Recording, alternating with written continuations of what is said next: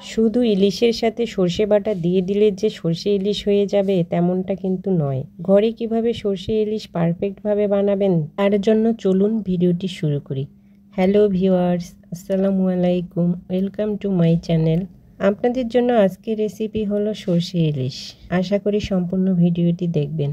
সবার প্রথমে আমি সর্ষে বাটার জন্য নিয়ে নিচ্ছি 2 চামচ হলুদ সর্ষে এবং 1 চামচ কালো সর্ষে। সরিষাতে ধুলাবালি ও ময়লা থাকে, সো আপনারা সরিষাটি ভালোভাবে ধুয়ে নেবেন। আমি এখানে সরিষাটিকে ভালোভাবে ধুয়ে নিচ্ছি এবং বেশ কিছুটা পানি দিয়ে 1 ঘন্টার জন্য ভিজিয়ে রাখবো, যাতে সরিষার তিতা ভাবটা চলে যায়। এই পানিটা ফেলে 3-4টা কাঁচামরিচ, কয়েকটা কাজু বাদাম এবং 1/2 চামচ লবণ দিয়ে এগুলোকে পেস্ট করে নিব। আমি এগুলোকে পেস্ট করে একটা সাইডে রেখে দিচ্ছি। এইদিকে ইলিশ মাছটি নিয়ে নিয়েছি। এখন আমি মাছটিকে কেটে সুন্দর করে পরিষ্কার করে কয়েক টুকরা মাছের পিস নিয়ে নিয়েছি। এতে দিয়ে দিচ্ছি 1/2 চামচ লবণ, 1/2 চামচ শুকনো মরিচের গুঁড়া, 1/2 চামচ হলুদ গুঁড়া। এগুলো দিয়ে আমি ভালোভাবে মেখে নিচ্ছি।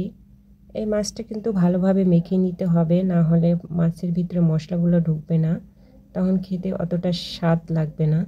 মশলাগুলো ভালোভাবে মেখে আমি 15 মিনিটের জন্য রেস্টে রেখে দিব। এখন আমি চুলায় একটি প্যান বসিয়ে এতে দিয়ে দিচ্ছি 4 টেবিল চামচ পরিমাণ সরিষার তেল। তেলটা একটু গরম হয়ে এলে আমি এতে অ্যাড করে দিব 1/2 কাপ পরিমাণ পেঁয়াজ বাটা।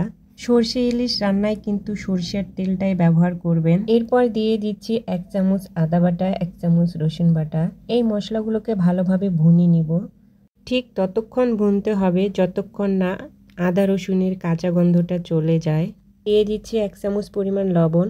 এখন আমি শুকনো উপকরণগুলো অ্যাড করব। এখানে আমি দিয়ে দিচ্ছি 1 চামচ হলুদ গুঁড়া, 1 চামচ শুকনো মরিচের গুঁড়া, 1 চামচ জিরার গুঁড়া। আমি কিছুটা পানি দিয়ে দিচ্ছি যাতে মশলাগুলোকে ভালোভাবে কষানো যায়। একটু সময় নিয়ে মশলাগুলোকে ভালোভাবে ভুনে নিতে হবে। ভুনে নেওয়া হয়ে গেলে আমি এতে অ্যাড করে দিচ্ছি 2 কাপ পরিমাণ পানি। মশলার সাথে পানিটাকে ভালোভাবে মিশিয়ে নিচ্ছি। ঝোলটা যখন ফুটতে শুরু করবে তখন ইলিশ মাছটাকে অ্যাড করে নিব। আমি একে একে সবগুলো মাছ দিয়ে দিচ্ছি। এখন চুলার আঁচটাকে মিডিয়াম করে 5-6 মিনিট ধরে এই মাছগুলোকে রান্না করে নিব। ফিরে আসলাম 5-6 মিনিট পর। এখন আমি মাছগুলোকে আলতোভাবে উল্টিয়ে দিব।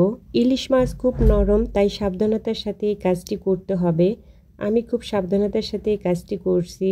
উল্টিয়ে পাল্টিয়ে নিয়ে আমি এতে অ্যাড করে দিব সরিষা বাটাগুলোকে। আমি সরিষা বাটাগুলোকে অ্যাড করে দিচ্ছি। এরপর সাবধানতার সাথে একটু মিশিয়ে নিয়ে ঢেকে আবার 4-5 মিনিট রান্না করে নিব। ফিরে আসলাম 4-5 মিনিট পরে।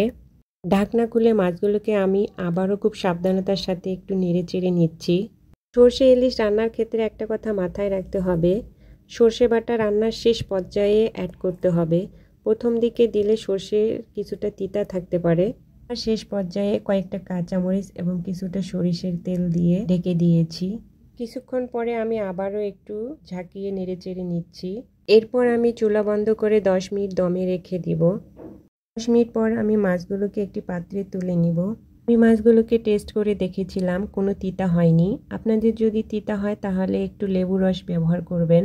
আপনারা বাসায় এভাবে ট্রাই করলে সুস্বাদু ও পারফেক্টভাবে সর্ষে ইলিশ তৈরি করতে পারবেন। আমার ভিডিওটি ভালো লাগলে লাইক, কমেন্ট, শেয়ার করবেন।